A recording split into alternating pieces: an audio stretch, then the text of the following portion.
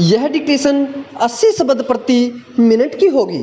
अगर अच्छी लगे तो हमारे YouTube चैनल को सब्सक्राइब अवश्य करें। Ready start. अध्यक्ष महोदय, सरकार ने अभी बड़े महत्वपूर्ण आर्थिक निर्णय किए हैं जिनका हमारी अर्थव्यवस्था की मजबूती और उन्नति पर बहुत प्रभाव पड़ेगा। विराम। मुख्य निर्णय यह है कि रुपए का विनिमय मूल्य घट गया है। विराम। बाकी आर्थिक निर्णय जिनका मैं आगे चलकर जिक्र करूंगा, इसी मुख्य निर्णय के परिणाम है। विराम। मैं आपको अब यह बताना चाहता हूं कि यह परिवर्तन क्यों करना पड़ा, इसके पीछे क्या राज है और इससे अर्थव्यवस्था को सुदृढ़ बनाने में कैसे मदद मिलेगी। विराम। अगला अनुच्छेद। सबसे पहले मैं यह स्पष्ट कर देना चाहता हूं कि सरकार की दृष्टि में रुपए के विनिमय मूल्य से क्या अर्थ है। विराम।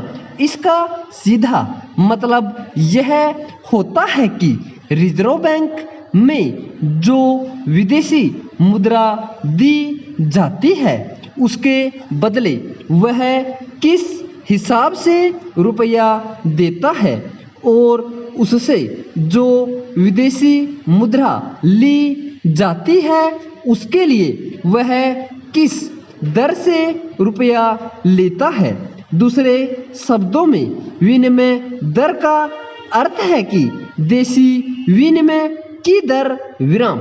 इस माने में जिस तरह और चीजों का दाम होता है उसी तरह वह भी है और यह कोई ऐसा मसला नहीं जिसके कारण किसी के सम्मान को किसी तरह की ठेस पहुंचे या कोई उत्तेजना उत्पन्न हो।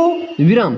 इस संबंध में मैं माननीय सदस्यों के सम्मुख स्पष्टीकरण प्रस्तुत करना चाहूँगा। विराम। चाहिए तो यह कि अन्य प्रकार के माल की तरह विदेशी मुद्रा का दाम तय करने में भी केवल आर्थिक बातों का ही ध्यान रखा जाए। विराम। वास्तव में विनिमय मूल्य आर्थिक वास्तविकता के अनुसार ही होना चाहिए। विराम। केवल तभी मूल्य का मुख्य प्रयोजन पूरा होता है जो साधनों के उचित आवंटन को संभव और सुविधामय बना सके। विराम। दूसरे रूप में तथा इसके अलावा यह उद्देश्य पूरा नहीं होगा, इसके विपरीत उससे उलझने ही बढ़ती जाएंगी जिससे अर्थव्यवस्था को सिर्फ नुकसान ही होगा। विराम। अगला अनुच्छेद। इसमें कोई संदेह नहीं कि 10 वर्ष पहले रुपए का जो मूल्य था आज नहीं है। विराम। यह सर्वविदित है कि कई वर्षों से देश के अंदर प्रत्येक वस्तु के दाम बढ़ रहे हैं। विराम। 10 वर्ष पूर्व जो दाम थे आज उससे 80% अधिक है। विराम। दूसरी ओर सन 1949 के बाद से रुपए के सरकारी विनिमय मूल्य में कोई फेरबदल नहीं हुआ है। विराम। संसार के जिन बड़े देशों के साथ हमारा व्यापार होता है वहाँ चीज़ों के दाम इतने नहीं बढ़ते हैं जितने कि भारत में। इसका नतीजा यह होता है कि हमारा माल वहाँ की मंडियों में औरों के मुकाबले महंगा बैठता है, जिसके फलस्वरूप वहां का खरीदार निरुत्साहित हो जाता है। विराम। इसके साथ ही साथ हालत यह है कि हमारे लिए निर्यात बढ़ाने की और विदेशी मुद्रा अधिक से अधिक कमाने की आवश्यकता बराबर बनी रहती है। विराम।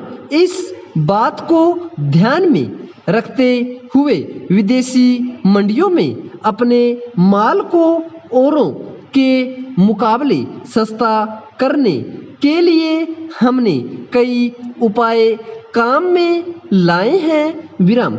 उदाहरण के लिए निर्यात को सहारा देने के लिए हमने कई प्रकार की सहायता दी है। विराम। हमने निर्यातकों को कच्चा माल तथा मशीनरी आयात करने का अधिकार दिया, उनको सीधी आर्थिक सहायता दी और हाल ही में कर ऋण पत्रों की भी सुविधा प्रदान की। विराम। परंतु इन उपायों का ज्यादा असर नहीं हुआ, क्योंकि हमारी कठिनाइयां ज्यादा गहरी है। विराम। इसका मुख्य कारण यह है कि चीजों के दाम 5 वर्ष पहले जो थे, आज हम उनको फिर वापस नहीं ला सकते, बल्कि दाम और अधिक बढ़ते ही जा रहे हैं। पूर्ण विराम।